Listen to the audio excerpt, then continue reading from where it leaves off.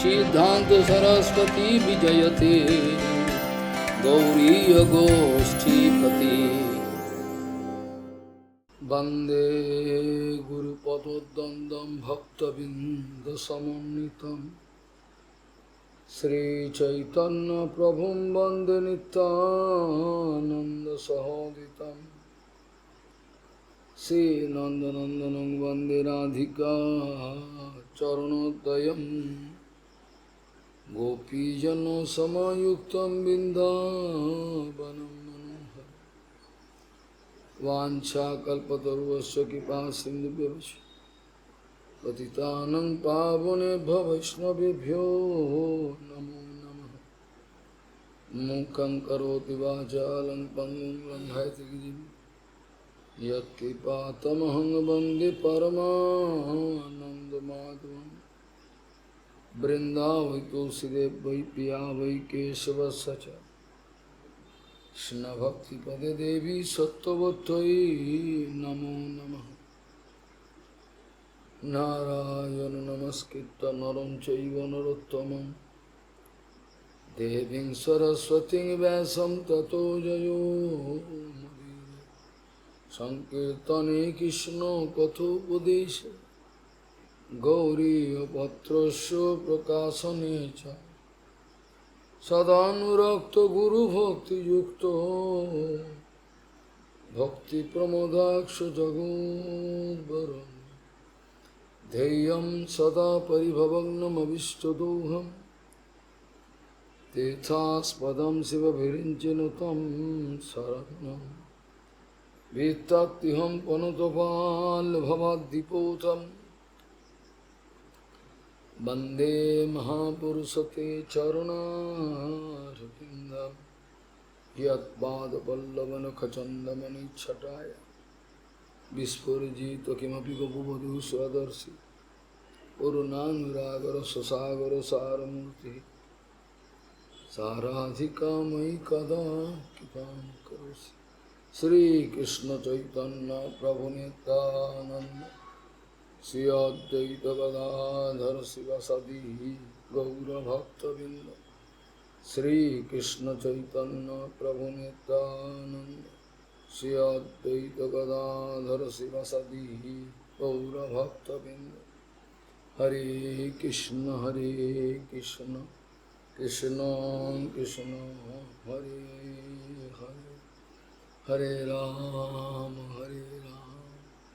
राम राम हरे हरे।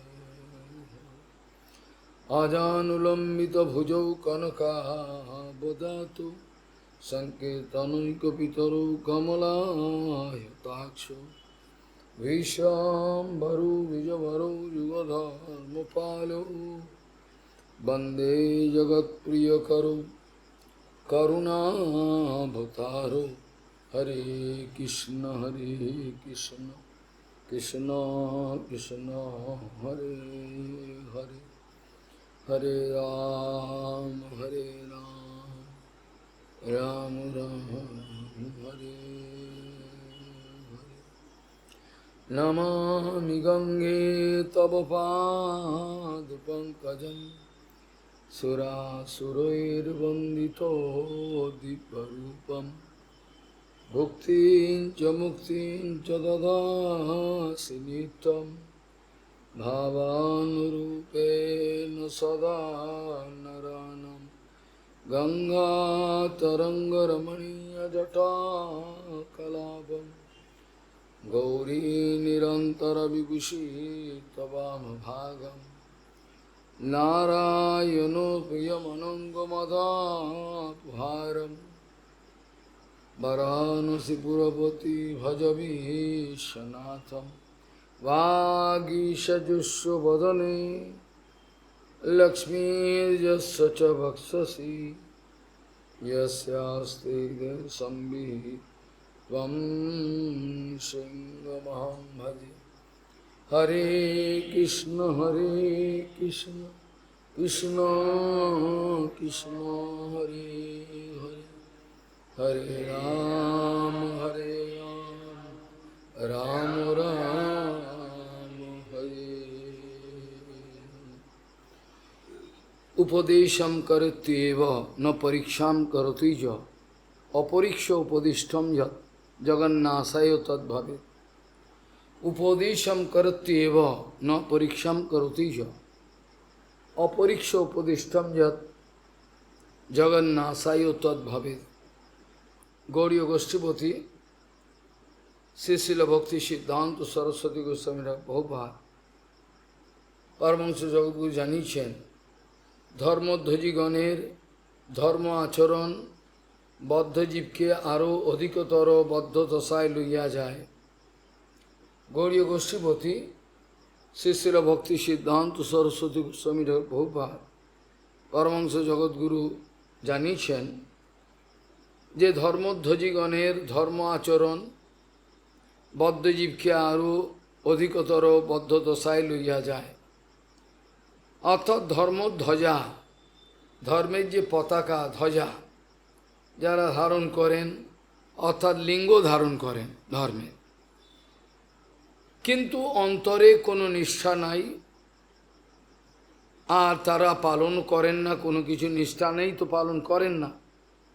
এই অবস্থায় খালি উপদেশই করেন, আর যে উপদেশগুলো নিজের জীবনে পরীক্ষিত নয়, যে উপদেশগুলো সাধু দিয়ে থাকেন সবার মঙ্গলের জন্য, সেগুলো যদি নিজের জীবনে পরীক্ষিত না হয়ে থাকে, তাহলে সেটা জগতের অমঙ্গলের কারণ হয়ে দাঁড়ায়।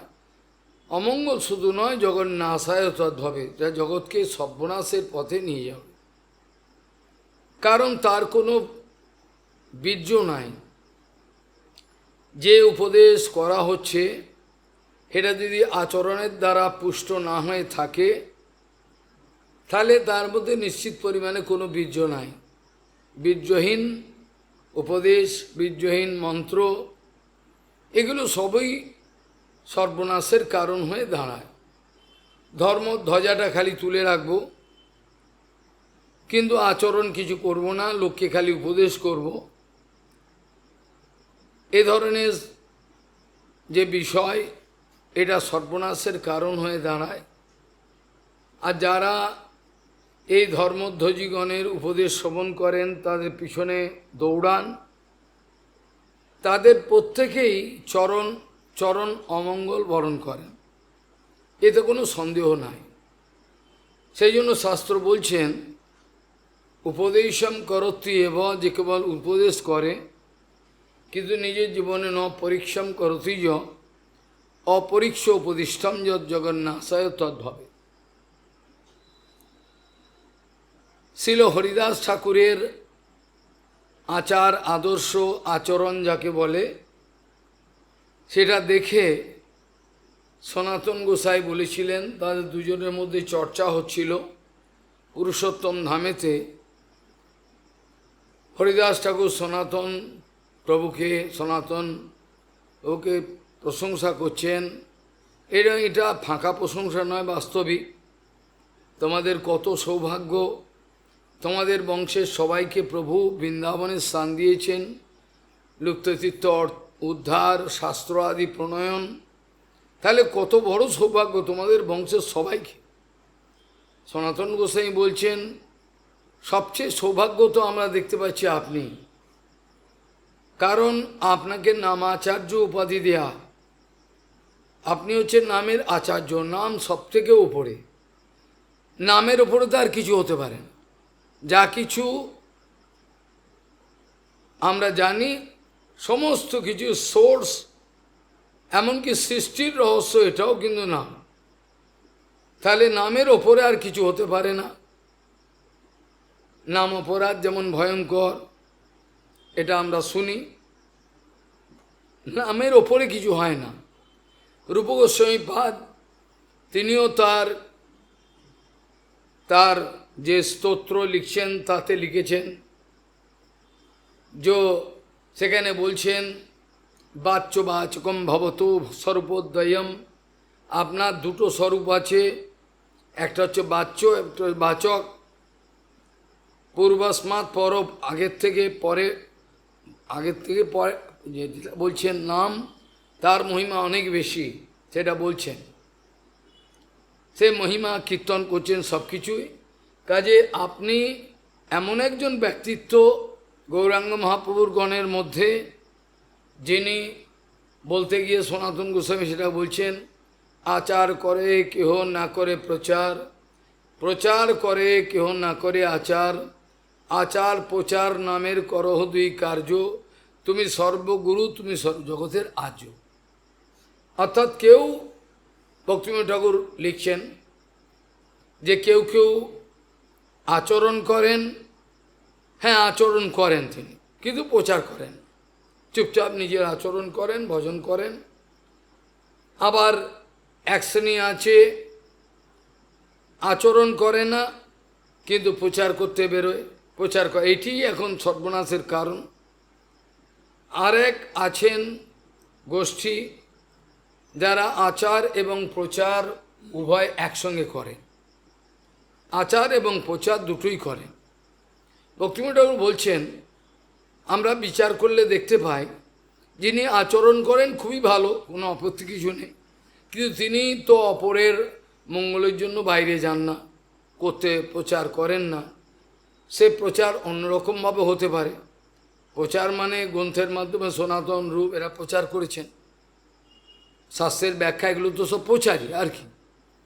কাজেই কেউ কেউ আছেন প্রচার করেন কিন্তু আচরণ করেন না, আবার এক শ্রেণী আছেন আচার এবং প্রচার দুটোই করেন।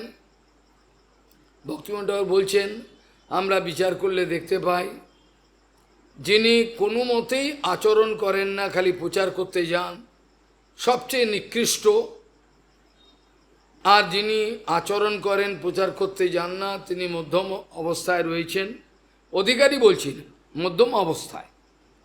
আর যিনি আচার এবং প্রচার করেন, ভক্তিবিনোদ ঠাকুর বলছেন সে সর্বশ্রেষ্ঠ, কারণ তিনি জগতের মঙ্গল চান, শুধু নিজে ভজন করেন না, অপরকেও ভজন করবার জন্য তার হৃদয় কেঁদে ওঠে, এটা করেন বলে তাকে সর্বশ্রেষ্ঠ বলা হয়। যেটা প্রভুপাদ আমাদের বারবার বলতেন যে চিরকাল লঘু থেকে যাব, লঘু থাকবার কথা আমি বলছি না, আপনারা সকলেই চিরকাল লঘু থাকবেন, কেউ গুরু হবেন না, এই কথা আমি বলি না। আমার বলার বক্তব্য ছিল যে আপনারা আচরণ মুখে প্রচার করবেন, অর্থাৎ আচরণ বর্জিত যেন প্রচার না হয়, যেটা কর্মের অন্তর্গত বিষয়, যেটা সর্বনাশের কারণ হয়ে দাঁড়ায়। কাজেই আমি কাউকে বলি নাই যে চিরকাল আপনারা লঘুই থেকে যান, গুরু হতে হবে, কিন্তু গুরুগিরি করতে হবে না। আমরা গুরুগিরি করতে বলছি না, কিন্তু গুরু হতে হবে। চিরকাল লঘু থেকে যাব আর জগতের কাছে কোনো কিছু আচরণ মুখে বলবো না, সে কথা আমরা কিন্তু এই কথা একবারও বলি নাই। আমাদের শাস্ত্রে ভাগবতী মহাপুরাণ বলছেন, নযত্র বৈকুণ্ঠ কথা সুধাপগা, নযত্র নযত্র বৈকুণ্ঠ কথা সুধাপগা, নযত্র ভাগবতঃ তৎপদাশ্রয়া, নযত্র যজ্ঞে সমখা মহোৎসবা, সুরেশ লোকোপি নবৈশ সেব্যতাম। যেখানে বৈকুণ্ঠ কথা কীর্তন হয় না, যেখানে বৈকুণ্ঠ কথা কীর্তনকারী ভক্তের অভাব নেই, প্রভুপাদ বলছেন আমাদের বাবু ভাইয়াদের জন্য আমাদের এই গৌড়ীয় মঠ নয়, তাদের জন্য আমরা মঠ, আমাদের মঠ প্রতিষ্ঠিত হয় নাই। আমাদের মঠ প্রতিষ্ঠিত হয়েছে মহাপ্রভুর সংকীর্তন যজ্ঞাগ্নিকে প্রজ্বলিত রাখব আচরণ মুখে, এই জন্য যারা কেবল দগ্ধ উদর পূর্তির জন্য, ঠিক এই ভাষা, যারা দগ্ধ উদর পূর্তির জন্য মঠবাসের অবস্থাকে অঙ্গীকার করেছেন, তারা একে একে সব চলে গেলে আমাদের মঠের খরচা বেঁচে যাবে। প্রভুপাদ বলছেন তারা একে একে যদি চলে যান তাহলে আমাদের মঠের খরচা বেঁচে যাবে, আমরা অপচয় করব না অর্থের।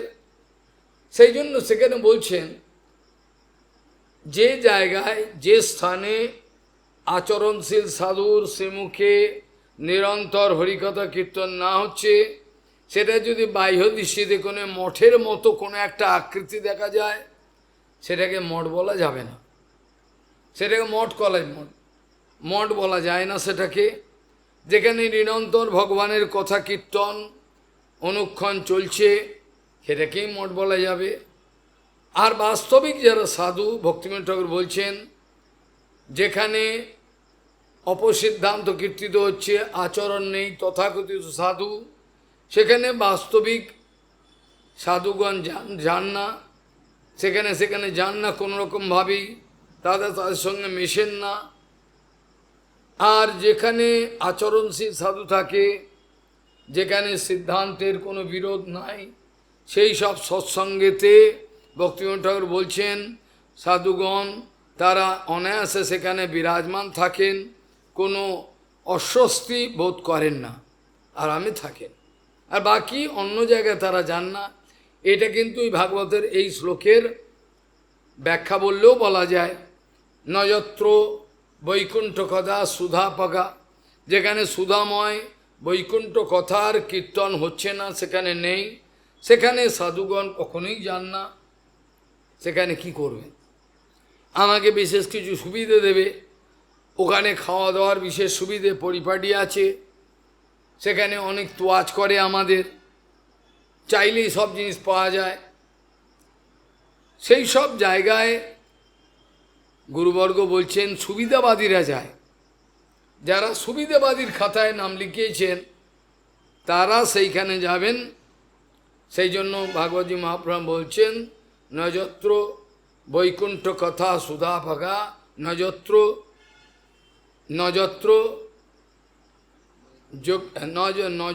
বৈকুণ্ঠ কথা সুধাপগা, নযত্র ভগবতঃ তদাশ্রয়া, নযত্র যজ্ঞে সমখা মহোৎসবা, সুরেশ লোক অপি নবৈ সেব্যথাম। অর্থাৎ সেটা যদি ইন্দ্রলোক হয়, সেটা যদি ইন্দ্রলোক বলতে আমি স্বর্গের কথা বলছি, সেটা যদি স্বর্গলোকও হয় সেখানেও কিন্তু বাস্তব সাধুরা যান না। সেটা যদি সুরেশ লোক হয়, যেখানে কোনো হরিকথা নেই, সেখানে কোনো যজ্ঞ নেই, ভগবানের চরণাশ্রিত সাধুবন সেখানে বিরাজ করেন না, যেখানে কোনো সংকীর্তন যজ্ঞ আদি কিচ্ছু হয় না, সেটা যদি সুরেশ লোক হয়, সুরেশ লোক অপি ন বৈশ সেব্যথাম, সেই জায়গায় কখনো বাস্তব সাধুরা যাবেন না, সেখানে কোনো লাভ নেই গিয়ে। কাজেই নিরন্তর হরিকথা কীর্তন মুখে প্রভুপাদ যে আচরণ করেছেন, গুরুবর্গের মুখে শুনেছি। সেই চৈতন্য মঠে সেই সময় ভালো খাওয়াও ছিল না, ভালো পড়াও ছিল না, কিছুই ছিল। এমনকি বাহ্য দৃষ্টিতে অন্যের অভাব হয়ে যেত। বাহ্য দৃষ্টিতে পাতলা জল গড়িয়ে যাচ্ছে, ডাল দেখা যায় না, কিন্তু তথাপি তাদের মধ্যে আনন্দ ছিল। তথাপি তাদের মধ্যে দেদার আনন্দ ছিল সেবার। এখন সেটা নাই, এখন সেটার অভাব হয়ে যাচ্ছে। কারণ উদ্দেশ্য অন্যরকম থাকলে আর বাইরের দৃষ্টিতে উদ্দেশ্য অন্যরকম দেখালে, তাহলে সেই উদ্দেশ্য কখনো সফল হয় না, লাভ হয় না কোনো কিছু, সর্বদাই ঠকে যেতে হয়, কোনো লাভ হয়। সেটা বলছেন ভাগবতী মহাপুরাণে আমরা যে আলোচনাগুলো করছিলাম তাতে বলা ভালো, প্রভুপাদ একথা বারবার জানাচ্ছেন যে হরিভজনের মাধ্যমে আপনারা যদি হরিভজন করেন, হরিভজনের মাধ্যমে হরিভজনের ফলে আপনাদের কাছে স্বাভাবিকভাবেই লাভ, পূজা, প্রতিষ্ঠা সমস্ত রকমের সুবিধে আসতে থাকবে। এটার জন্য আপনারা ব্যস্ত হবেন না, আপনাদের এইসব নিয়ে ব্যস্ত থাকতে হবে না। হরিভজনের স্বাভাবিক এটা নিয়ম, যারা হরিভজন করেন তাদের কাছে স্বাভাবিকভাবে সমস্ত কিছু তাদের কাছে এসে উপনীত হয়, লাভ, পূজা, প্রতিষ্ঠা, প্রভাব সব কিছুই হয়। এর জন্য আপনারা কিন্তু ব্যস্ত হবেন না, এতে আপনাদের ভজন জীবন সর্বনাশ হয়ে যাবে, এতে কোনো লাভ হবে না। আমরা বিগত দিনগুলোতে আলোচনা করছিলাম কিভাবে ভগবান শ্রীকৃষ্ণ বলছেন অষ্টাদশ প্রকার যোগসিদ্ধির কথা তিনি বলছেন। উদ্ধবজি মহারাজ ভগবানের একটা কথার পরিপ্রেক্ষিতে এই প্রশ্নটা তুলেছিলেন। সে প্রশ্নটা ছিল জিতেন্দ্রিয়স্য যুক্তস্য জিত সাহস, না, এটা বলছেন জিতেন্দ্রিয়স্য যুক্তস্য জিত সাহস্য যোগিনঃ মহি ধারয়তশ্চেত উপতিষ্ঠন্তি সিদ্ধয়। এটা ভগবান বলেছিলেন বলে তারপরে উদ্ধব এইসব প্রশ্নগুলো করেছিলেন। সিদ্ধি কত প্রকার, কীভাবে কার জীবনে কেমনভাবে আসে, তার লক্ষণগুলো কি কি পদ্ধতিতে আসতে পারে, তখন ভগবান শ্রীকৃষ্ণ এইসব কথা চর্চা আরম্ভ করেছিলেন, যাতে আমরা খালি শ্লোকের মাধ্যমে ব্যাখ্যা করি বলেছিলাম, ব্যাখ্যা সেরকম হতে পারিনি। সেখানে ভগবান বলছেন অনিমা মহিমা মূর্তের লঘিমা প্রাপ্তির ইন্দ্রিয়ই প্রকাম্যং শ্রুতদৃষ্টেষু শক্তি প্রেরণাম ঈশিতা গুণেষু অসঙ্গোপসিতা যৎ কামঃ তৎ অবশক্তি এতামে সিদ্ধয়োঃ সৌম্য অষ্টৌ উৎপত্তিকা মতঃ। তারপরে এবার আস্তে আস্তে বলছেন এইগুলো সমস্ত সিদ্ধির কথা। আর অনুর্মের এবার ব্যাখ্যা করছেন, ধীরে ধীরে বলবেন। তাহলে অনিমা মহিমা আর লঘিমা এগুলো হচ্ছে দেহের সিদ্ধি। আর ইন্দ্রিয়গণের সহিত অধিষ্ঠাত্রী দেবতার সম্বন্ধ যদি করতে পারে, তাদের থেকে কিছু সুবিধা আদায় করে নেবে, এটাকে বলা হয় প্রাপ্তি। আর অদৃষ্ট অলৌকিক এবং দৃষ্ট ইহলৌকিক ব্যাপারে যাদের দর্শন হয়, সব কিছু দেখতে পারেন, বুঝতে পারেন, ভোগ দর্শন সামর্থ্য থাকে, এটাকে বলে প্রকাম্য।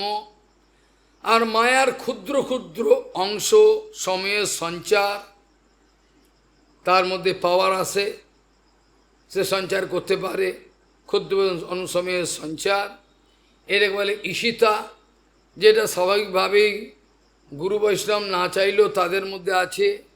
অনুগত জনের মধ্যে, তার অনুগত বাস্তবিক অনুগত, তার মধ্যে তিনি শক্তি সঞ্চার করতে পারেন, করে তাকে দিয়ে ওই কাজ করাতে পারেন, এগুলো তাদের মধ্যে থাকে। এটা যোগীরাও পারে, যোগী এরাও পারে, এরা সিদ্ধি লাভ করলে এরা পারে। কিন্তু গুরু বৈষ্ণবে এটা স্বাভাবিকভাবে থাকে। কিন্তু যারা পাষণ্ড, গুরু বৈষ্ণব অপরাধী, তারা কিন্তু এই শক্তিটা পাবেন, তাকে দেবে না, তাকে দেয় না, এই শক্তি সঞ্চার করেন না। এই জন্য গুরুপাদ বলতেন যে গুরু বৈষ্ণবের আদেশের মধ্যে, উনি বলতেন জেনে রাখবে গুরু বৈষ্ণবের আদেশের মধ্যে কিন্তু শক্তি আছে, তারা শক্তি দিয়ে দেন। তুমি মনে কী করে করবো, আরে এই কেউ করা যায় নাকি, বললেই হলো। হ্যাঁ, একজন কিছু লোক আছে, হ্যাঁ বললেই হলো, করা যায় এটা, এই তর্ক করো, এগুলো এটার বিশ্বাস নেই, এর সঙ্গে তর্ক করো, এটা হয়, এটা হয়, আরে এটা হয়, অসম্ভব সম্ভব হয়, কিন্তু আমাদের বিশ্বাস নেই, আমরা সে বিশ্বাস হারিয়ে পাষণ্ড হয়ে গেছি, সেজন্য হয়। তিনি বলতেন গুরু বৈষ্ণব যদি তোমাকে কোনো আদেশ করে, তবে জেনে রাখবে সেই আদেশের মধ্যে কিন্তু তিনি শক্তি সঞ্চার করে দিয়েছেন। শুধু তাই নয়, গুরু বৈষ্ণব অর্থাৎ ভক্তিবিনোদ ঠাকুর, লোচনদাস ঠাকুর বা নরোত্তম ঠাকুর, বাঞ্ছা ঠাকুর যেসব কীর্তনগুলো করেন, তিনি বলতেন, গুরুপাদ বোঝাতেন যে কীর্তনগুলো ভক্তিবিনোদ ঠাকুর, নরোত্তম ঠাকুরের কীর্তন, মহাজনগণের যে কীর্তনগুলো আছে, জেনে রেখো এই কীর্তনের মধ্যে কিন্তু শক্তি সঞ্চার করা আছে। তিনি গ্যারেন্টি দিয়ে বলতেন এই কীর্তনগুলোর মধ্যে জেনে রেখো কিন্তু শক্তি সঞ্চার করা আছে। যদি তুমি অন্তর থেকে কীর্তনগুলো করতে পারো, কপটতা না করে গুরুবানুগত্যে, তাহলে কিন্তু সেই কীর্তন তোমার হৃদয়কে বিগলিত করবে, অর্থাৎ অনুভব তোমার চলে আসবে। কীর্তনের যে ভাব, কীর্তনের যে ভেতরের যে অনুভব, সেগুলো তোমার মধ্যে আসবে। আর জেনে রাখবে বদ্ধজীব যেন কীর্তনের মধ্যে কোনো আখর যোগ না করে, এটা অনেকেই অনেক সময় দেখতেন, তিনি বকতেন।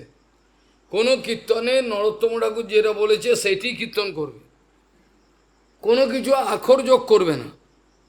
ও অনেকেই করে কীর্তন, আবার একটা নিজের মন থেকে একটা জুড়ে দিল, দিয়ে ওটা কীর্তনটাকে পুরো করে। এই জন্য যেটা বলছেন এইগুলো আখর যোগ করা যাবে না, কেন আমাদের অনুভব নেই, আমরা সিদ্ধ মহাত্মা নয়, আমরা সিদ্ধ মহাত্মা, আমরা সেই আখর যোগ করতে পারবো না। তার আখর যোগ করার মানে হলো তিনি বেশি করে ভালো করে বলতে পারেননি, আমি একটু পরিষ্কার করে বলছি, আমি এটা অপরাধ হয়ে যায়, এটা নিষিদ্ধ, সম্পূর্ণরূপে এটা করা যায় না। সেটা বলছেন যে শক্তি সঞ্চার করার বিষয় বলছেন, অবশ্যই শক্তি সঞ্চার করা যায়, সিদ্ধ গুরুপাদ পদ্ম শক্তি সঞ্চার করতে পারবেন অনেকে, যারা পৌপাত করতেন। পৌপাত এখানে আমাদের থাকতেন, হয় কলকাতার মঠেতে থাকতেন, হয়তো চৈতন্য মঠে রয়েছেন, কোনো কাজেতে তিনি ব্যস্ত রয়েছেন, কিন্তু তার কিন্তু প্রেরণা বা শক্তি সঞ্চার হচ্ছে। বনদেব গোস্বামী মহারাজ রয়েছেন ইংল্যান্ডে, গোস্বামী মহারাজ রয়েছেন কোনো ইউরোপিয়ান কান্ট্রিতে, সবসময় কিন্তু শক্তি সঞ্চার করে যাচ্ছে। এইভাবে ছিল সদানন্দ স্বামী প্রত্যক্ষ অনুভব করতেন, তিনি বিরাট শিক্ষিত ছিলেন। কলকাতার মধ্যেও, কলকাতা শুধু না, আমরা বলছি ভারতবর্ষের মধ্যে যত তখনকার দিনে যত বিখ্যাত ইউনিভার্সিটি ছিল, বিশ্ববিদ্যালয় ছিল, যত বড় বড় এডুকেশনাল ইনস্টিটিউশন ছিল, তাকে আহ্বান করতেন, তিনি সেখানে তার ধর্ম সম্বন্ধে সব কিছু বলতেন। তিনি বিদেশেও বলতেন, বিভিন্ন দেশে, অস্ট্রিয়া আদি, স্কটল্যান্ড, বিভিন্ন জায়গায় যেতেন, তিনি বলতেন, বিভিন্ন জায়গায় তিনি বলতেন। এই অনুগত শিষ্যের তার আনুগত্যের প্রভাবেতে গুরুপাদমানের শক্তি তার মধ্যে আসে, তাই জন্য তার হরিকথা উচ্চারিত হয়, তার ভাষণ হয় না, তার হরিকথা উচ্চারিত হয়, হতে পারে, কারণ অনুগত, এই জন্য তার শক্তি তার মধ্যে যেতে পারে। এই জন্য ভগবান বলছেন অনিমা, মহিমা, লঘিমা, এগুলো সব কিছু কিছু ব্যাখ্যা অবশ্যই করতে হবে, না করলে হবে না। এই তিনটা হলো দেহের সিদ্ধি, আর ইন্দ্রিয়গণের সঙ্গে প্রত্যেকটা ইন্দ্রিয়ের যে অধিষ্ঠাত্রী দেবতা আছে, সেই দেবতাগণের সঙ্গে যদি সম্বন্ধ স্থাপন করতে পারি, কিছু সুবিধা আদায় করতে পারো তাদের থেকে, এটাকে বলে প্রাপ্তি।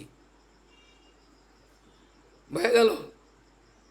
আমাদের এই যে হস্ত ইন্দ্রিয়, ইন্দ্র মহারাজ চোখের আছে, সমস্ত উদর উপস্থ প্রত্যেকটার কিন্তু ইন্দ্রিয় দেবতা আছে, প্রত্যেকটা। সেই দেবতাগণের সঙ্গে যদি সম্বন্ধ স্থাপন করা যায়, তাহলে সেটাকে বলে প্রাপ্তি।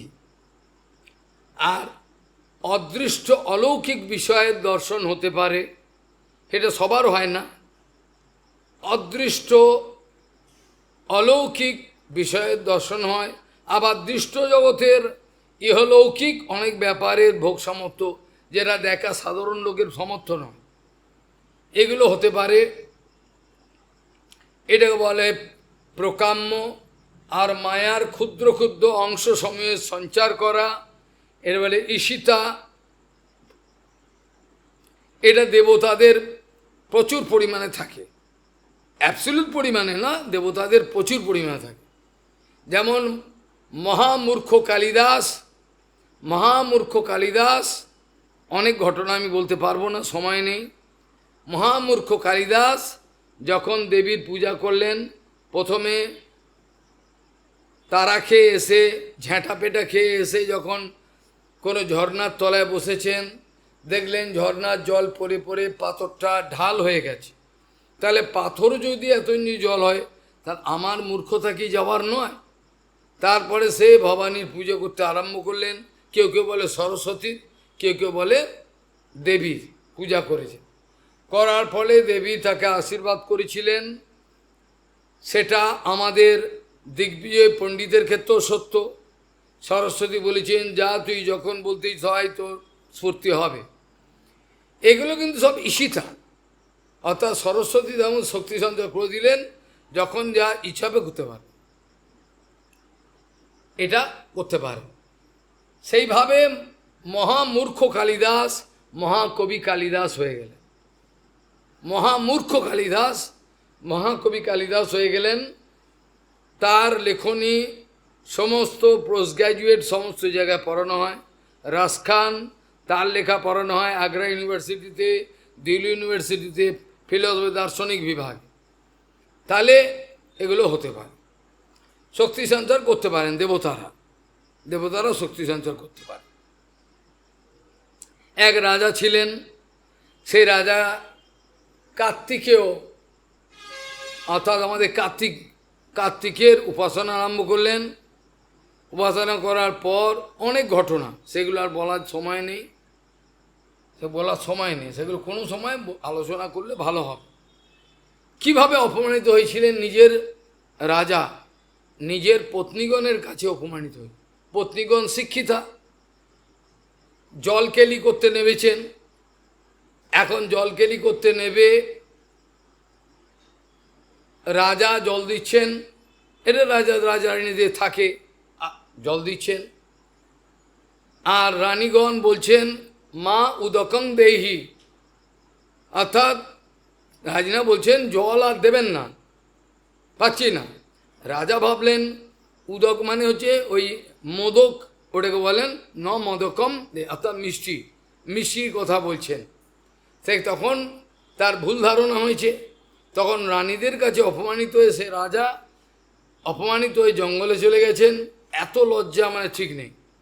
তখন কার্তিকেয়র উপাসনা করে যে ব্যাকরণটা তিনি লাভ করেছিলেন সেটাকে বলে কলা ব্যাকরণ, যেটা মহাপ্রভু আমাদের কলা ব্যাকরণ শিক্ষার অভিনয়। এখনকার দিনে কলা ব্যাকরণ পড়বার মতো কোনো লোকই আছে বলে মনে হয়। এতই অল্প মেধা, এতই পাপিষ্ঠ, এতই অপরাধী, এদের এই মনস্থিরতা হবে না। কলা ব্যাকরণ, পাণিনি ব্যাকরণ, বর্তমানে কোনো ব্যক্তি এগুলোকে একেবারে গ্রহণ করতে পারবেন খুব কম। কেন এতটাই তাদের সংযম, এতটাই তাদের মেধা দরকার, যেটা বর্তমানে প্রায় কার মধ্যেই দেখা যায়। এই মহাপ্রভু এই কলা ব্যাকরণ যেটা, এটা তিনি এই কলা ব্যাকরণ মহাপ্রভু পড়েছেন। বর্তমানে কলা ব্যাকরণ কেউ পড়তে চায়, পাণিনি পড়ার লোক আছে, যাই হোক বহুত মুশকিল। সবচেয়ে কথা হলো আমাদের ইন্দ্রিয় সংযম, আমাদের ওইখান দিয়ে সব শক্তি চলে যায়। মেধা কতদিন পর্যন্ত যাবে? মেধা সামান্য যাবে। আমাদের সংযমের অভাব, আমাদের ব্রহ্মচর্য এবং আমাদের সংযমের বাস্তবিক অভাব বলে আমাদের স্থিরতা আমরা লাভ করতে পারি না। বিক্ষিপ্ত জ্ঞান কিছু লাভ করতে পারি, কিন্তু সিরিজ অফ নলেজ, যেটাকে একেবারে ফাউন্ডেশন বলা হয়, যে যিনি যে কোনো পরিস্থিতিতে বসে অনর্গল বলবেন শাস্ত্রে, এগুলো হওয়া সম্ভব হয়। এর একমাত্র সংযম গুরু বৈষ্ণবের কৃপা ছাড়া হয় না, এটা ছাড়া হয় না। যাই হোক, এখন প্রশ্ন হলো এই মায়ার ক্ষুদ্র ক্ষুদ্র অংশের সঞ্চার, এটাকে ঈশিতা বলা হয়। বিষয়ের অসম্পর্ক, আমি চারিদিকে বিষয় রয়েছে, কামিনী কাঞ্চন এলাহি ব্যবস্থা, কিন্তু মন আমার বিষয়ের মধ্যে নাই। এটা যে কত বড় কঠিন, যেসব সাধুর জীবনে আমরা দেখেছি, তাদের থেকে শিখেছি ভগবানের কৃপায়, যে বিরাট বিরাট সে রাজপ্রাসাদ, মানে কোনো দেশের বিখ্যাত ব্যক্তিও সে রাজপ্রাসাদে থাকতে পারে না। সেই সব রাজপ্রাসাদে আমাদের যেতে হয়েছে, সেখানে বসতে হয়েছে, তাদের সঙ্গে কথা বলতে হয়েছে, একদিন নয় অনেক দিন। কিন্তু ওগুলো কোনোটাই আমাদের স্পর্শ করতে পারে। একটা খালি বাথরুমের মধ্যে হয়তো 10-15 লাখ টাকা খরচা করেছে। একটা বাথরুমটা তৈরি নয়, তৈরির পরেতে কি খরচা করেছে আমি বুঝি না, আমার মাথায় ঢোকে। শিল ভারতী মহারাজ এবং আমি জলন্ধরে অনেক কথা হয়েছিল, জলন্ধর পাঞ্জাবে প্রচুর কথা, জম্মুতে কাশ্মীরের বর্ডার প্রচুর কথা, ভগবানের ইচ্ছায় একবার ঝিন্দাল বলে একটা টাইটেল তার, সে ঝিন্দাল সে ভালোবাসেন পরমপুঁজিবাদ ভক্তিবল্লভ তীর্থ গোস্বামীর শিষ্য, আর মাধব গোস্বামীর শিষ্যও ছিলেন, তারা অনেকে আস্তে আস্তে চলে গেলেন। একবার ভারতী মহারাজকে আমাকে বললেন আমাদের নতুন বাড়ি হয়েছে যেতে হবে, গেলাম, গিয়ে আর নতুন বাড়িতে কী করবো, সে নানা রকম দেখাচ্ছে, একটা বাথরুম দেখাচ্ছে যেখানে স্টিমেতে চান করতে হবে। तो भारती माँ जी क्या है, बोले महाराज ये इंग्लिश बाथरूम है। इंग्लिश बाथरूम वो क्या चीज़ है, बोले महाराज इसका अंदर में घुसोगे और मॉडरेट वेट में चला दोगे भेपर आपका शरीर चिकना हो जाएगा, मैं शरीर परिष्कार हो जाए আর সাবান বাবান দিতে হবে না।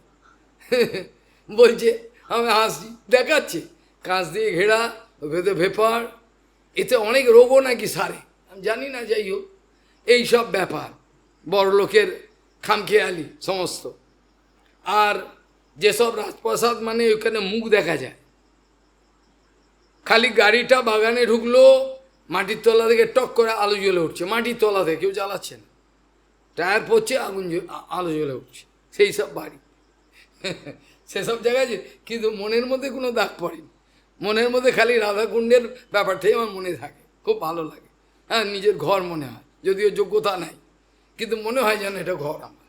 আর বর্ষানা নিয়ে চলো, নন্দগ্রাম নিয়ে চলো, ওখানে যাব, একবারও কাউকে জিজ্ঞাসা করে দেখবি, বলে গেলে মানে বসে থাকলাম, নিজের জায়গায় চলে ঘরে চলে এলাম, কোনো সময় এটা ওখানে নিয়ে চলো, ওখানে কোনো ব্যাপার না, আনন্দ। যাই হোক, এখন প্রশ্ন হলো এই যে মায়ার ক্ষুদ্র ক্ষুদ্র অংশ সময়ের সঞ্চারকে ঈশিতা বলা হয়, বিষয়ের অসম্পর্ক, আমি বিষয়কে ঘৃণা করি, আমি ভালো জায়গায় যাব না, এটা তো দুর্বলতার লক্ষণ। যে যুক্ত বৈরাগ্যে থাকবে সে যে কোনো জায়গায় যে কোনো পরিস্থিতি যেতে রাজি থাকবে, কোনো অসুবিধা কিছু নেই। যেখানে আমাদের গোস্বামী মহারাজ স্যাটারডে ক্লাবে চলে গেছেন, সানডে ক্লাবে, হ্যাঁ, যেখানে ল্যাংটো হয়ে নাচে মদ খেয়ে, গোস্বামী মহারাজ গেছেন অপ্রাকৃত বহু, গিয়ে বলছেন আমি এদের কিছু, মহারাজ এরা কেউ শুনবে না, এরা ফুর্তি করতে আসে এখানে, ও তুমি আমাকে অল্প একটু সময় দাও। তো ওদের মেম্বারগুলোকে জিজ্ঞাসা করলো, যারা আসে তো স্যাটারডে সানডে রাত্রে ধেই ধেই করে নাচে পরস্ত্রী নিয়ে, ওইটি ওদের সভ্যতা, ভালো, আপত্তি কিছু নেই, তাদের সভ্যতা তারা রাখুন, আমাদের কোনো আপত্তি নেই এতে, তাদের সুবিধে তারা দেখবেন। এখন প্রশ্ন হলো আমাদের মেম্বারগুলোকে, এবার ওখানকার ম্যানেজারকে জিজ্ঞাসা করেছে, আচ্ছা একজন স্বামীজি এসছেন সুন্দর দেখতে গৌরীমঠ থেকে, আপনাদের কিছু বলতে চাই, 5 মিনিট বা অল্প সময় যদি দেন, বল ঠিক আছে 10 মিনিট বলুন, আমরা শুনবো। গোস্বামী মহারাজ যখন ঢুকেছেন, গোস্বামী মহারাজকে দেখেই ওরা চকচক করছে শরীর, মানে গোস্বামী তো গোস্বামী, প্রভুপাদ বলছেন ইনি হচ্ছেন বাস্তব গোস্বামী, প্রভুপাদ তার প্রশংসাতে যে বাস্তব গোস্বামী, হ্যাঁ তো ঢুকেছে, ঢুকে ওর তেজ দেখে তো অবাক। তারপর যখন বলতে আরম্ভ করলেন 10 মিনিট অনর্গল ইংরেজিতে বলে যাচ্ছে, ঝড় পুরো, সেসব শুনবার পর তারপর এবার তিনি তার মর্যাদা আছে 10 মিনিট পর বন্ধ করে দিয়েছেন। তখন ওরা প্রশ্ন করছেন আপনি এইসব কথাগুলো বললেন, কিন্তু আমাদের এই প্রশ্ন এখন আছে, বলে আপনারা তো আমাকে 10 মিনিট দিয়েছেন, হ্যাঁ 10 মিনিট বলেছি, এবার আরও প্রশ্ন সময় দিন, আমি তাহলে বলবো, উত্তর দেবো। এইভাবে তাদের 40 মিনিট 45 1 ঘন্টা নিয়ে চলে গেল, তাদের ফুর্তি কচু পড়া হয়ে গেল। আসল আনন্দ গুরু বৈষ্ণবে এরম ক্ষমতা, যে কোনো পরিস্থিতি যাবে, ও দাঁড়ালেই ওদের তাকালেই বলি কোথা থেকে এসছে রে বাবা, এ তেজেতেই।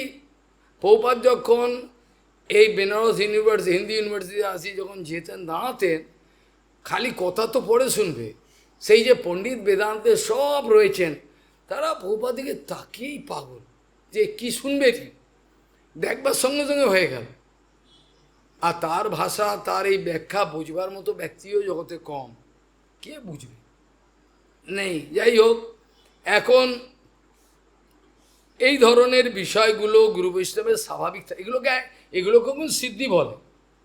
লোকে যে গুরু বৈষ্ণবের প্রতি আকর্ষিত হয়, কই সাধারণ লোকের প্রতি আকর্ষিত হয় না, গুরু বৈষ্ণবের প্রতি আকর্ষিত হয়। আর যারা নেতারা মিথ্য কথা বলে, এখন সেটা আমি বলছি না, সেটার কথাই আমি আসছি না, সেটা একটা জড় স্বার্থ, জড় পলিটিক্যাল একটা গ্রাউন্ড, এর মধ্যে ঘৃণ্য বিষয়, মিথ্যে প্ররোচনা দিয়ে লোভ দেখে দেয়, সেটা আমি বলছি না। আর স্বাভাবিকভাবে যে একটা আকর্ষণ অনুভব করে গুরু বৈষ্ণবের সামনে এলে, এইটার মধ্যে কিন্তু এটা যোগসিদ্ধি, তাদের ব্রহ্মচর্য, তাদের এই যে সবার প্রতি জীবের প্রতি ভালোবাসা, এই জন্য তাদের মধ্যে এক ধরনের এটা আকর্ষণ ক্ষমতা এমনিই হয় তাদের মধ্যে। সেই জন্য বলছেন বিষয়ের অসম্পর্ক, অর্থাৎ তামাম বিষয়ের মধ্যে থেকেও বিষয় এক বিন্দু থাকে স্পর্শ করছেন, এটাকে বলে বশিতা। কমল জল দল জীবন তলমল, হ্যাঁ বলছে না? অর্থাৎ পদ্মপাতায় যেমন জল দিলে তার পিগমেন্ট আছে, পদ্মপাতার পাতা থেকে এক ধরনের পিগমেন্ট বেরোয়, যেটা এত অয়েলি, এত মসৃণ, যেখানে জলের এক বিন্দু স্পর্শ তো করবে না, টলটল করে দাঁড়িয়ে থাকবে, বিন্দুগুলো দাঁড়িয়ে থাকবে। এই জন্য এখানে বলা হয় যে সমস্ত বিষয় কামিনী কাঞ্চন, তাদের মধ্যে অর্ধনগ্ন, তাদের মধ্যে থেকেও বৈষ্ণবদের কোনো বিকার হয় না। যেমন ভক্তিবল্লভ চিত্ত গোস্বামীর কথা বলেছিলাম আমি, সুইজারল্যান্ডের এক জায়গায় তাকে খালি প্লেন থেকে নেমে একটু বসতে বলে তারপর ব্যবস্থা করে দিচ্ছেন ওরা, একটা মহিলা অর্ধনগ্ন পাটাকে তীর্থ মহারাজে দিয়ে এরমভাবে শুয়ে রয়েছে, পাগল, কথা বুঝলেন? এ হলো ব্যাপার। অর্ধনগ্ন কাপড় নিয়ে হতো মহারাজের ঘরে ঢুকে পড়ল, কিন্তু তাদের কিছু হয় না, তাদের নির্বিকার। ওই জন্য ওরা সবাইকে আকর্ষণ করে ওই অবস্থা থেকে উদ্ধার করতে পারে। নিজে যদি বিকারপ্রাপ্ত হয় তাহলে ওদের উদ্ধার করতে পারবে না, ওই অবস্থাতে তাদেরকে উদ্ধার করতে পারে তারা। কেন পারে? তাদের ওতে কোনো আকর্ষণ নেই, তারা দেখছেন জীবাত্মা, তারা রক্ত মাংসের দুর্গন্ধ দূষিত শরীরটা দেখছেন না, তারা দেখছেন এর আত্মাটাকে দেখছেন। ওই জন্য এই জীবাত্মাটাকে কী করে বাঁচানো যায় এই চিন্তাই তারা করছেন, তারা জাগতিক যে বিচারের ধার ধারেন না, এইভাবে হয়। এই জন্য বলছেন যে বিষয়ের অসম্পর্ক, বিষয়ের সঙ্গে তাদের স্পর্শ হয় না, এটা গুরু কৃপাতে সম্ভব। চারিদিকে তেদার বিষয়, কিন্তু একটা বিষয় তাকে স্পর্শ করছে না, কারণ সে যে আনন্দ জীবনে পেয়েছে এটা তার কাছে মলমূত্র সদৃশ্য, চায় না। এই জন্য এটাকে বলা হয় বিষয়ের অসম্পর্ক, এটাকে বশিতা বলা হয়। আর যে যে সুখ কামনা হয়, যে যে সুখের জন্য কামনা হৃদয় হলো, তার প্রাপক অর্থাৎ পাইয়ে দেবে। যেটা আমরা দেখেছি কর্দম ঋষির লীলাতে, কর্দম ঋষি করছেন, পরবর্তীকালে মনুপুত্রী, তার অবস্থা শরীরের দেখে তার খুব করুণা হলো, বলছে মনুপুত্রীকে বলছেন তুমি যতদিন থেকে এসেছো ততদিন থেকে খালি তুমি তপস্যাই করে যাচ্ছ, সে সোনার বর্ণ তোমার কালো হয়ে গেছে যজ্ঞের এতে, আজ চলো ঠিক আছে। তখন তিনি কি করলেন? যোগের সিদ্ধি এবার কি করলেন? খুলে কি করলেন? প্রথমেই একটা সরোবর তৈরি করলেন, সেই সরোবরের মধ্যে দুনিয়ার যত ঔষধি তাতে দেয়া আছে। অর্থাৎ যদি কেউ বলি পলিত বিরো এরকম কাঁপা লোক থাকে, ওখানে ঢুকলো চোরে টান হয়ে যাবে জোয়ান। তো ওখানে মনুপুত্রীকে বললেন তুমি ওখানে স্নান করো, ওখানে ডুব দেওয়ার সঙ্গে সঙ্গে তার শরীরের ময়লা কোথায় ভ্যানিশ হয়ে গেল। আর যত দাসী আছেন, কত দাসী, কেউ গা রগড়াচ্ছেন, কেউ পা রগড়াচ্ছেন, কেউ মাথা রগড়াচ্ছেন, সে তার এত দাসী, এতদিন খালি তপস্যা করেছে স্বামীর কাছে হিমালয়ের পাহাড়ে, এখানে তার ওই সব দাসী তারা পরিচয়, কেউ কেশ সংস্কার করছেন, কেউ পার সংস্কার করে তাকে পরিষ্কার এখন করলেন। তারপর যখন সমস্ত সোনার গয়না আদি পরিয়ে তখন করলেন, ততক্ষণে কর্দম ঋষি কী করলেন, একটা বিশাল বিমান তৈরি করে ফেললেন যোগ বলে, যে বিমানের মধ্যে আমাদের বৈজ্ঞানিকের বাবার ক্ষমতা নেই ওগুলো করে। আমরা বিমান উঠবে টুক করে নিয়ে চলে গেল, কিন্তু ওই বিমান তা নয়, কামগো, যেখানে বলবো সেখানে চলে যাবে, যেখানে ইচ্ছা চোখ করে নিয়ে যাবে। আর শুধু তাই নয়, তার মধ্যে ঠান্ডা গরম সব ব্যবস্থা, সব মানে একটা কিছু বাকি নেই, যা চাইবে তাই, সেখানে কল্পনা করা যায় না। এমন এমন আমাদের জাহাজ আছে যেখানে তার মধ্যে 7 স্টার হোটেল পর্যন্ত আছে, জাহাজের মধ্যে 7 স্টার হোটেল। তাহলে কি পরিমাণ বড় জাহাজ আর কত বৈভব, তা এই ধরনের পয়সা খরচা করেন। যাই হোক, এইভাবে দেখা যায় সেই মনুপুত্রকে নিয়ে তিনি বিহার করলেন। সে দেবতার লেখা আছে, দেবতারাও পারবে না, দেবতাদের ওসব নাই, যে খালি যোগ বলে এগুলো করেছেন, যোগ বলে করেছেন তিনি। তাহলে চিন্তা করো, তাহলে যোগ বলের দ্বারা অনেক কিছু করা যায়।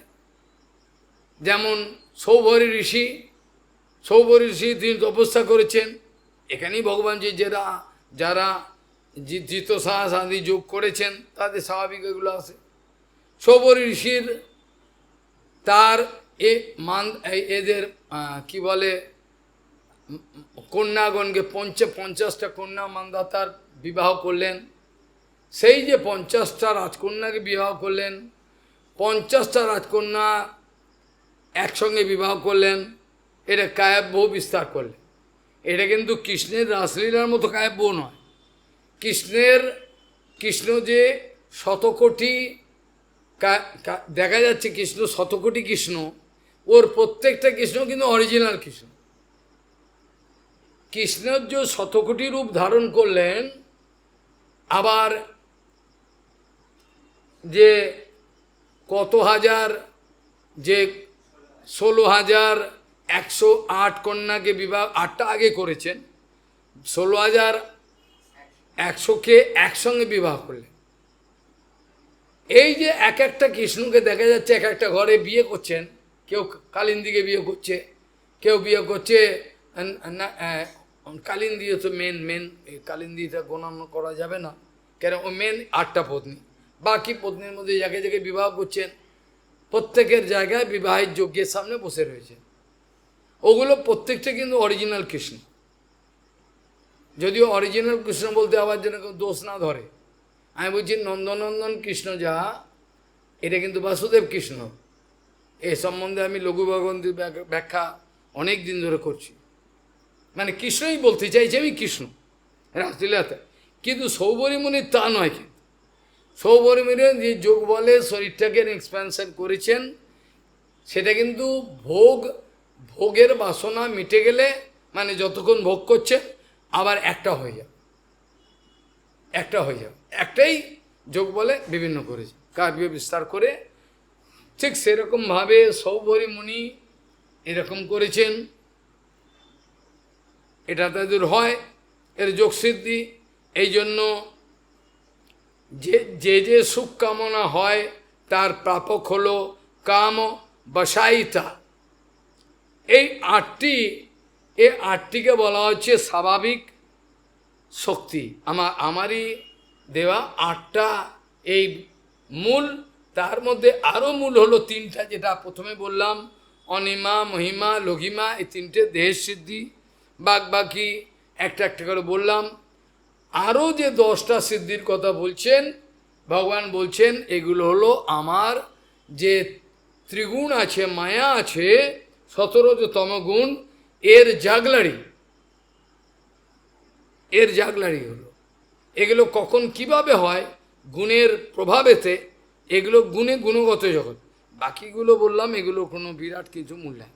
বাকি ভক্তি জগতে এগুলো কোনোটাই মূল্য নাই, ভক্তি জগতে 1 পয়সা মূল্য না। যে যোগসিদ্ধির দিকে যাবে তার একটা কিছু উন্নতি হবে না ভজনে, কিছুই হবে।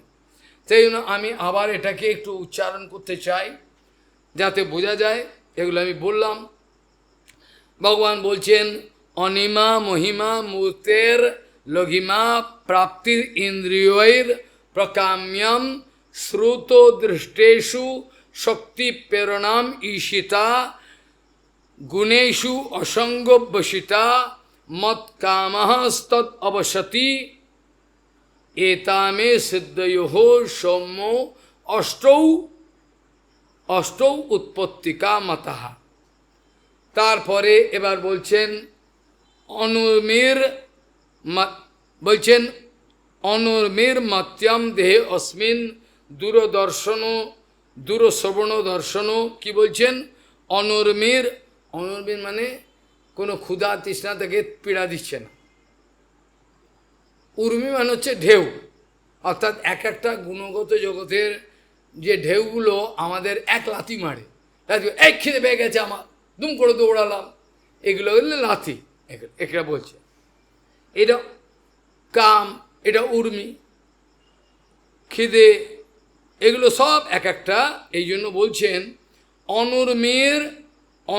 অনুর্মি মাত্যম দেহে অস্মিন।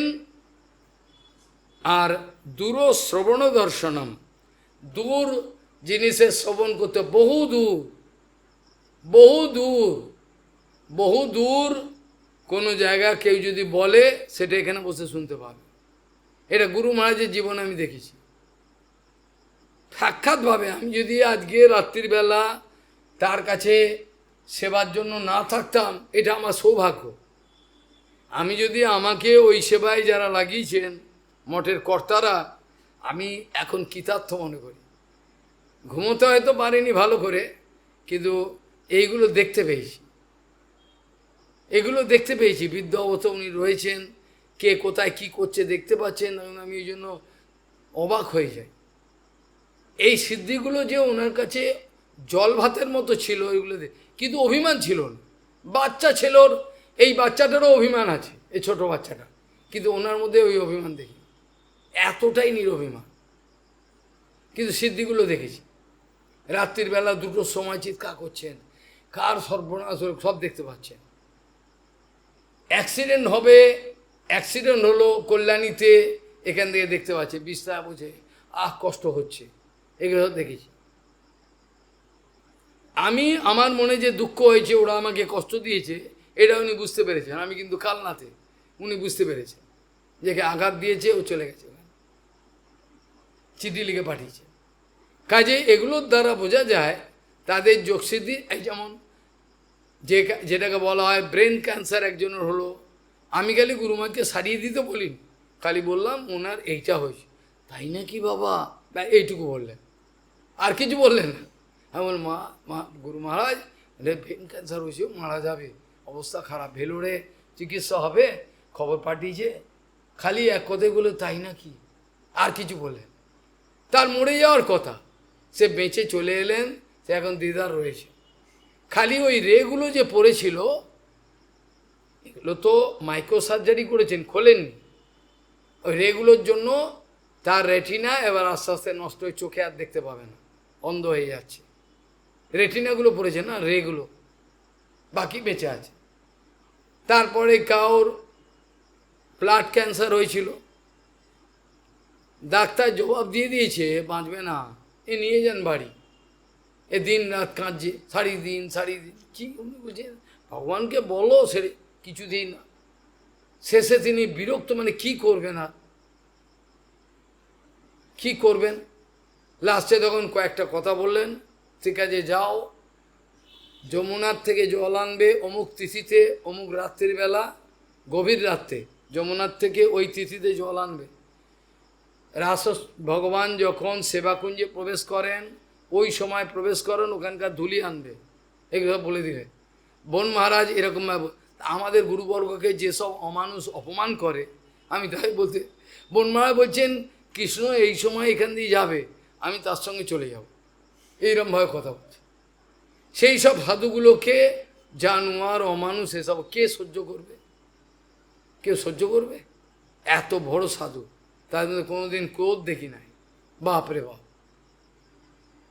সেখানে কি হলো, সেই রোগী কন্যা এখন বিয়ে থা করে বিরাট গতর হয়ে গেছে, রয়েছে। এখন তার 3 দিনের জন্য তাকে ফেলে রেখেছে, কান দিয়ে পচা রক্ত বেরোচ্ছে, বাঁ বাঁ করে কান দিয়ে অনর্গল রক্ত বেরিয়ে যাচ্ছে। তারপরে 3 দিন 4 দিন পরে রইল, তারপর সে সুস্থ হয়ে উঠল। তাহলে এগুলো গুরু বৈষ্ণবের কাছে চাইতে হয় না। আমি পরীক্ষায় পাস করবো, একটু আশীর্বাদ করে দিন। আরে গুরুমায়ের কাছে আছে, মহারাজ 2বার চার্টারে ফেল করেছে, একটু ছেলেটাকে একটু আশীর্বাদ করে দিন। চার্টার পাসের জন্য কি তার কাছে আসতে হয়? কি আসতে হয় কি? আমি একজনকে বলেছিলাম, মানে আমার সময় নেই, তথাপি তার স্নেহতে আমি বললাম ঠিক আছে, আমি আমাদের ইংরেজি সেন্টারের এই মাকে বলেছিলাম ঠিক আছে ফোনটা লাগাবে, আমি 5 মিনিট কথা বলবো, খালি কেমন আছো, কেমন আছিস এইসব কথা বলবো। তো সে তা বললো পরীক্ষা আমার, কথা বলা যাবে না। ভালো, সেই পরীক্ষা সবচেয়ে খারাপ হলো। এখন বলছে যে ওই বাবার সঙ্গে যদি 2 মিনিট কথা বলতাম আমার পরীক্ষা অনেক ভালো হয়ে যেত। আমি এটি অপরাধ করলাম, বিশ্বাস নেই আমার, হয়ে গেল। প্রহ্লাদের যেমন ওই ছিল, মহারাজের দেহ রাখার পর মা বলছে তোর পরীক্ষা তো ধর, তার পরীক্ষা বাবা আগে মহারাজের কাছে যাবো। তো মহারাজের কাছে যখন এলেন, সারাদিন কাটালেন, তার পরের দিন সকালে পরীক্ষা, বলছে সবচেয়ে ভালো পরীক্ষা হয়েছে। এত ভালো পরীক্ষা হতো না, কি করে হলো? বিশ্বাসের উপর নির্ভর করে কে কতটা গুরু বৈষ্ণব। অবিশ্বাসী কে আছে আমাদের মধ্যে যে বলবে ভাগবত ছুঁয়ে আমি বিশ্বাস করি, ভালোবাসে ওই রকমই ভালোবাসে, হ্যাঁ ওই রকমই, তার আর কোনো পর নেই, তার কোনো ঠিকানা নেই, এইরকম ভালোবাসা বাসে, বাসে বটে ওই রকম বাসে, বিশ্বাস করে না, যা বলবে তাতেই খালি খালি ঝাঁকাড় দেবে। ঝাঁকাড় বুঝিস মেদিনীপুরের ভাষা, ঝাঁকাড় দেবে, যা বলবি মেদিনীপুরের ভাষায় ঝাঁকাড় দেবে, ঝাঁঝিয়ে উঠবে আর কি, হবে না, আগেই বলে হবে না, এইরকম হচ্ছে ব্যাপার। কাজে এখানে আমরা এগুলো পড়ে যাব এখন, তারপর আবার বাদ বাকি 10 প্রকারের যে সিদ্ধি তার একটা একটা করে কিছু কিছু আলোচনা করব। অনিমা মহিমা মূর্তের লঘিমা প্রাপ্তির ইন্দ্রিয়ই প্রকাম্য সুত দৃষ্টেষু শক্তি প্রেরণামীশিতা গুণেষু অসঙ্গোপসিতা যৎকামাস্তদ অবসতি অবশ্যতি এতা যে সিদ্ধয়োঃ সম্য অষ্টৌ উৎপত্তিকা মাতাহা। আর অনুর্মি মাত্যম দেহে অস্মিন, অর্থাৎ অস্মিন দেহে মানে এই দেহেতে, অনুর্মের তার কোনো উর্মি থাকে না, কাম ক্রোধ খিদে এইসব উর্মি থাকে। এজন্য প্রথমেই শুরু করেছেন এটা দিয়ে যে অনুর্মির মাত্যম দেহে অস্মিন, এই দেহেতে তার কোনো উর্মি থাকে না, ক্ষুধা তৃষ্ণা জ্বালা পোড়া কিছু নেই, কিছু থাকবে না, কাম ক্রোধ। তা অনুর্মি মত্যম দেহে অস্মিন। আর দূর শ্রবণ দর্শনম, দূরের কোনো জিনিস কেউ বলছে, এখান থেকে বুঝতে পারবেন আমার নিন্দা করছে, ওখানে করছে, বুঝতে পারেন ভালো, নিন্দা করছে করুক, নিন্দা করলে ভালো।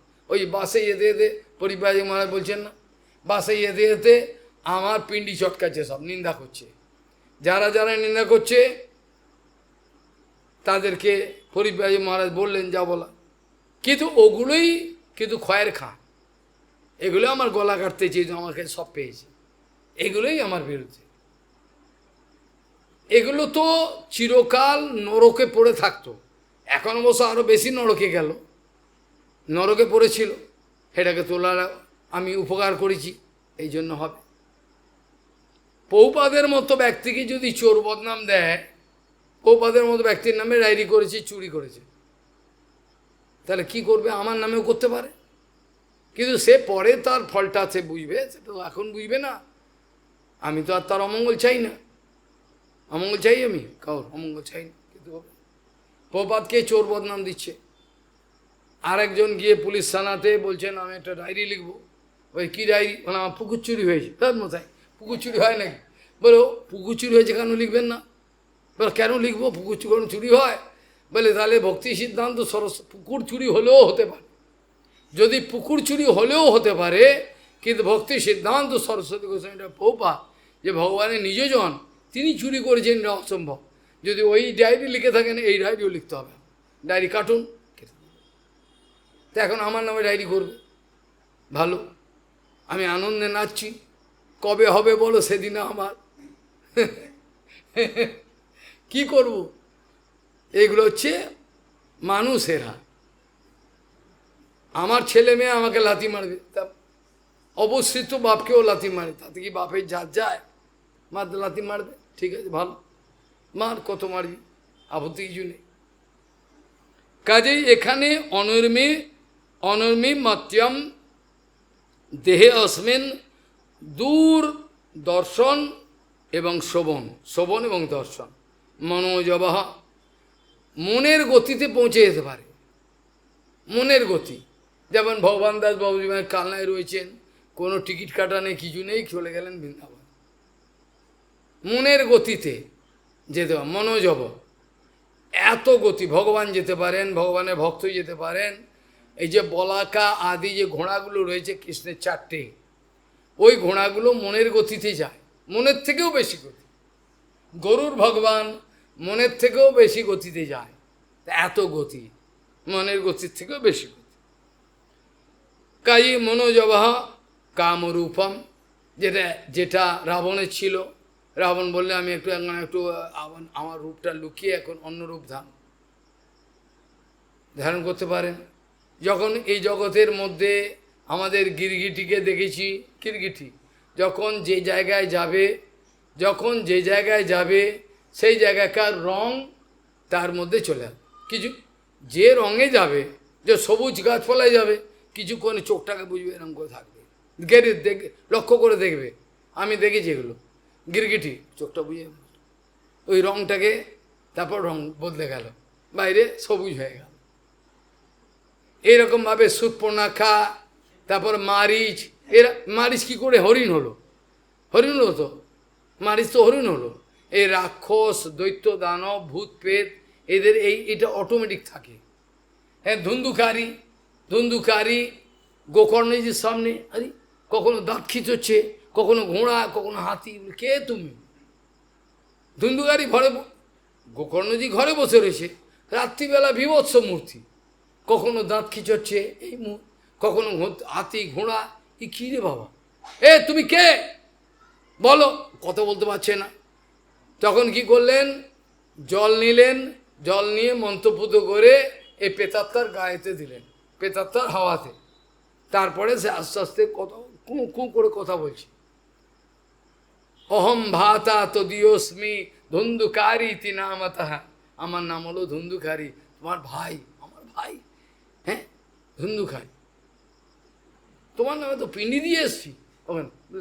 গয়া পিণ্ডম সতে নাপি মুক্তির মেন ভবিষ্যতি, শতবার যদি গয়া পিণ্ডি দাও আমার মুক্তি হবে না। কারণ কি? গোত্র নেই তো, গোত্র তো বলছে না, ও তো ওই গোত্রের নয় যে গোত্র বলছে। তো এটা লোকে ভুল ব্যাখ্যা করে, তাহলে গয়া পিণ্ডির কোনো মহিমা নেই, তাহলে যাব না কাল থেকে। না, তা নয়, মহিমা আছে, বাবার পিণ্ডি দিতে হবে, আমারও পিণ্ডি দিতে হবে, সবারই পিণ্ডি দিতে হবে, কিন্তু বুঝে, এর মানে হলো এইটা। এখন এখানে বলছেন কামরূপম, যেরকম ইচ্ছা সেই রূপ ধারণ করতে পারে, যেরকম ইচ্ছা। একবার রাবণের ভাই বলছে, আরে সীতাকে হরণ করতে যাবে, কোন বড় কথা, তুমি একটা কি, হ্যাঁ এত বুদ্ধি তোমার, তুমি এক কাজ করো না, রামের মূর্তি ধারণ করো, গিয়ে চলে যাও, হ্যাঁ হয়ে যাবে তো। রাবণ বলছে, ভাই আমি কি বোকা? আমি সেটা কি আর ভাবিনি? তোর বুদ্ধি আছে, আমার বুদ্ধি নেই। আমি ভেবেছিলাম আমি রাম মূর্তি ধারণ করব, সীতাকে টুক করে নিয়ে চলে যাব, কিন্তু রাম মূর্তির যেই ধ্যান করতে যাচ্ছি আমি পাগল হয়ে যাচ্ছি। পরব্রহ্ম ও সব জানে, রামমূর্তি ধারণ করতে গিয়ে আমি পাগল হয়ে গেছি। এ রূপ দুর্বাদ হলো শ্যাম, আমার দ্বারা আর ওই বদমাইশিটা হলো না, আমার দ্বারা এই বদমাইশিটা হলো না, রামদূত ধারণ করতে পারছি না, কি করব? এই হচ্ছে কথা। তো এখন প্রশ্ন হলো যে পরকায়তে প্রবেশ করতে পারে, এরা ভূত পেতে পারে, এই সিদ্ধিগুলো ভূত পেতে এমনি থাকে। ভূতপ্রেতের জায়গায় আপনার আচরণের দুর্বলতা, যে নোংরা আচরণ, ভূতপ্রেত ইচ্ছে করলে আপনার ঢুকে যাবে। ভূতপ্রেত আগে ঢোকবার আগে, কারুর দেহের মধ্যে ঢোকবার আগে আগে দেখে, ও জানতে পারে এর আচরণ কি। আচরণ ভাবে সব ঢুকবে না। ভূতেদেরই ভূত ধরে। ভূত ধরে কায় জানেন? ভূতেদের, মুসলমান নাতি সব ওদেরকে ধরে, ভূত ধরে, ভূত ধরে, ভূতেদেরই ভূত ধরে। ভালো লোককে ভূত ধরে না, যার আচরণ আছে, ধরা মুশকিল আছে তার ভেতরে। আর ভগবত স্থিতি থাকলে তো আরও অন্যরকম ব্যাপার, এ সবসময় চিন্তা। যাই হোক, এই পরকায় প্রবেশ আমাদের শঙ্করাচার্য করেছিলেন। উভভারতীর সঙ্গে আলোচনা করবেন বলে শঙ্করাচার্য, যখন শঙ্করাচার্য আলোচনা হচ্ছে একটা ব্যাপারে, শঙ্করাচার্য আলোচনা করা উচিত নয়, সে তো ব্রহ্মচারী নিষ্কপট জন্ম থেকে। তিনি তখন বললেন, আমাকে কিছু সময় দিন, আমি আপনার প্রশ্নের উত্তর দেবো, দু তিন দিন সময় দিন, উভভারতীকে বললেন। তা এখন শঙ্করাচার্য হলো নৈষ্ঠিক ব্রহ্মচারী, প্রচার করতে পারে মায়াবাদ, সেটা অন্য কথা, কিন্তু নৈষ্ঠিক ব্রহ্মচারী এবং শঙ্কর ভগবান, আর কেউ নয়। তখন কি করলেন? ফিরে এলেন, ফিরে এসে শিষ্যকে বললেন, এই হিমালয়ের এই গুফাতে তুমি আমার শরীরটাকে রক্ষা করবে, যেন কোনো বাঘ ভাল্লুক কেউ যেন খেয়ে না নেয়, আমি কিন্তু ফিরে আসব, তুমি এই দেহের সামনে সব সময় এখানে বজায় রাখবে, ছেড়ে কোনো জায়গায় যাবে না, আমার এই দেহটাকে ছেড়ে কোনো জায়গায় যেও না, সবসময় থাকবে, আমি খুব তাড়াতাড়ি দেহের মধ্যে ফিরে আসবো। কি করলেন? শঙ্করাচার্য যোগ বলে সেই হিমালয়ের গুফাতে দেহটাকে ছেড়ে চলে গেলেন। চলে গিয়ে কি করলেন? একজন রাজা মৃত হয়েছেন তার দেহে প্রবেশ করলেন, প্রবেশ করে রানীর সঙ্গে কথাবার্তা, আমিও কিছু ভালো কিছু করেন, রানীর সঙ্গে আলোচনা যেমন স্বামী করে, করার পর সব জেনে তারপর আবার ছেড়ে দিয়ে চলে এলেন আবার দেহ। তারপর ওর কাছে গেলেন, এবার জিতে গেলেন। তাহলে বোঝেন, তাহলে পরকায় প্রবেশ হয়। এমনকি গুরু বৈষ্ণব সিদ্ধ মহাত্মারা, যেমন প্রভুপাদের মতো, এরা কিন্তু ইচ্ছে করলে প্রবেশ করেন, এদের রুচি নাই। পরকায় প্রবেশ হয় সম্ভব, যোগীরা করেন, করতে পারেন। কাজেই পরকায়ে প্রবেশনম পরকায়ে।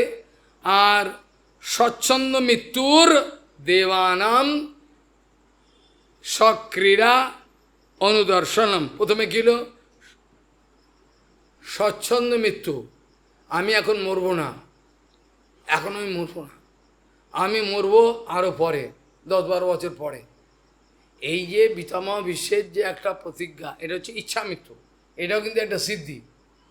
পিতামহ বিষ্ণু ইচ্ছে করে অপেক্ষা করছেন, চারি শরীরে কিন্তু জর্জরিত বানের উপর বসেছে। কৃষ্ণ জিজ্ঞাসা করছেন, পিতামহ আপনার খুব কষ্ট হচ্ছে? না বলছে, কষ্ট কি করে হবে? কৃষ্ণ তো দর্শনের দ্বারা তার কষ্টগুলোকে টেনে নিয়েছেন, কষ্ট ওই জন্য হচ্ছে না। তারপরে ওই অবস্থায় যুধিষ্ঠির মহারাজকে অনর্গল সব বিদ্যাগুলো বলে গেছেন, রাজধর্ম, লোকধর্ম, গৃহস্থ ধর্ম, ব্রহ্ম, সব অনর্গল বলছেন। সব উপদেশ দেওয়ার পর যখন উত্তরায়ণ এলো, তখন বললেন এবার আমি দেহ ছাড়ব। এখন উত্তরায়ণ কথাটা নিয়ে অনেক ব্যাখ্যার প্রসঙ্গ আছে। এখন একটা বৈষ্ণবের উত্তরায়ণ দক্ষিণায়ণ কোনো পরোয়া করে না। যারা ভগবত ভক্ত তারা উত্তরায়ণে কী যায় আসে, দক্ষিণায়নে, এটা তো জগতের ব্যাপার। তাহলে পিতামহ বিশ্ব দ্বাদশ মহাজনের একজন, সে কি করে উত্তরায়ণের জন্য অপেক্ষা করবে? এটা কি করে হয়? এটা তো কোনো কথা নয়, এটা কি করে হতে পারে? এটা সন্দেহ আসছে। এর উত্তরেতে আমাদের বড় বড় যারা ভগবানের নিজজন, তারা এটাকে অনুভব করেছেন, করে বলেন দেখুন একটা বৈষ্ণব অমাবস্যায় দেহ রাখলো, পূর্ণিমায় দেহ রাখলো, অষ্টমীতে দেহ রাখলো, এগুলো কিছু যায় আসে না। তাদের দেহ রাখা মানে ভগবানের কাছে যাবে। তাহলে এখানে কেউ উত্তরণ বলে এখানে এখানে গোপন ব্যাখ্যা হলো এই, উত্তরায়া গর্ভে যস্য শয়নম ইতি উত্তরায়ণম।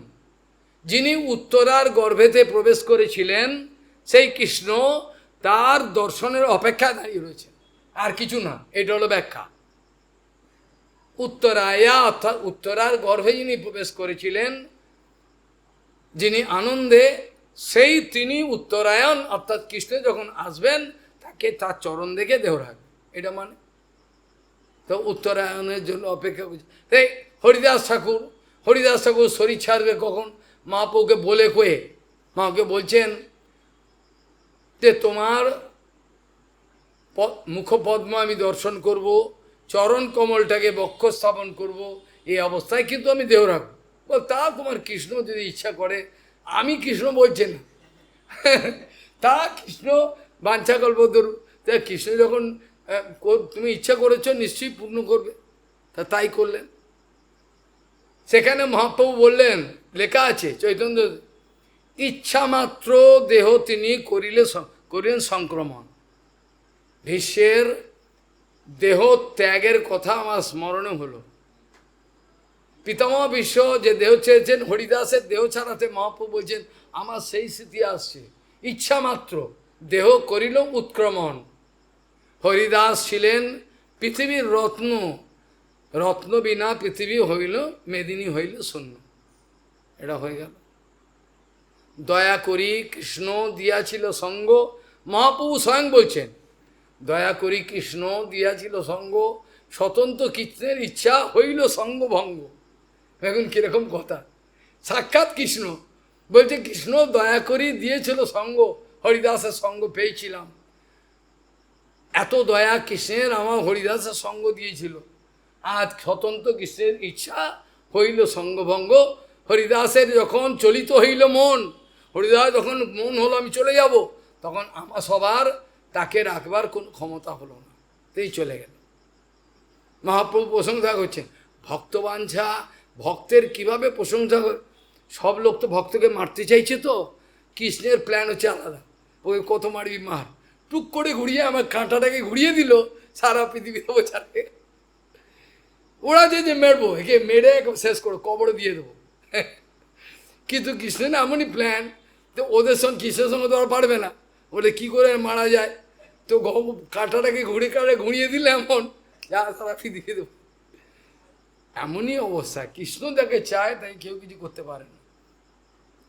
কাজেই এখানে বলছেন পরকায় প্রবেশ স্বচ্ছন্দ মৃত্যুর হতে পারে, আর দেবানাম সহ ক্রীড়ানু দর্শনম, দেবতাদের সঙ্গে অপ্সরাদের ক্রিয়া সব কিছু এখান থেকে দেখতে পাবে, সব দেবতাদের ক্রিয়া কর্ম সব দেখা যায়।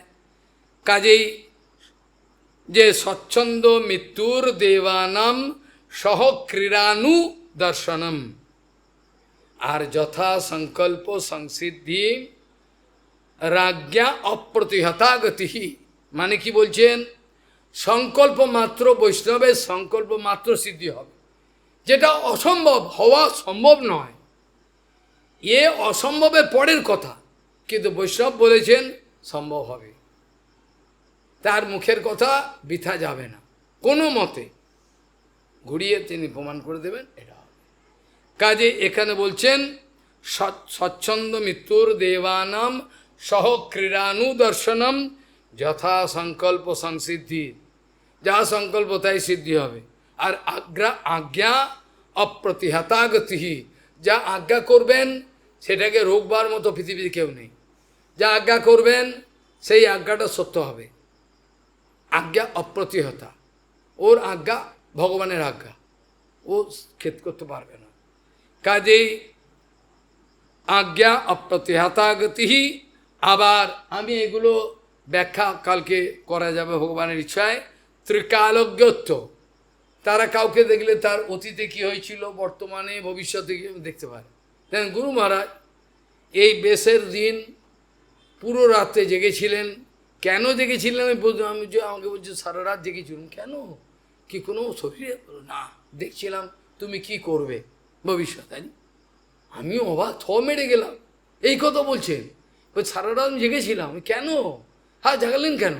সকালে তো আমাকে বেশ দেবেন। বলে আমি দেখছিলাম কি করবে। সব বোনাস, মানে কি করব আমি উনি আগে থেকে দেখতে পাচ্ছি বলছেন। অবাক কাণ্ড। তার যে সিদ্ধিগুলো যে অবধারিত ছিল, এখন পাই টু পাই বুঝতে পারি, কাঁটায় কাঁটায়। এই কোথায় সন্ত গোস্বামী মহারাজ অসুস্থ অবস্থায় কেশিয়ারি মঠে বসে রয়েছেন ছাদের মধ্যে, সেই সময় আমার চিঠিটা সূর্যকুণ্ড থেকে এক ভক্ত গিয়ে তার কাছে দিয়েছেন। চিঠিটা পড়ছেন, দেব ওখানেই তিনি খাতাতে লিখতে আরম্ভ, উত্তর লিখে ওই চিঠিটা লিখে আবার তার কাছে তুমি তো বৃন্দাবন যাবো, ওকে দিয়ে দেবে।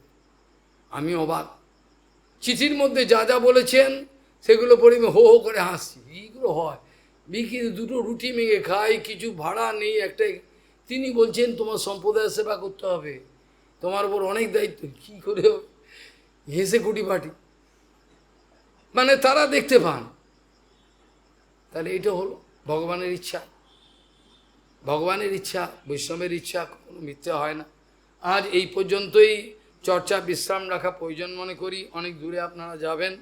যাই হোক, আমি শুরু করেছিলাম কি শ্লোক দিয়ে?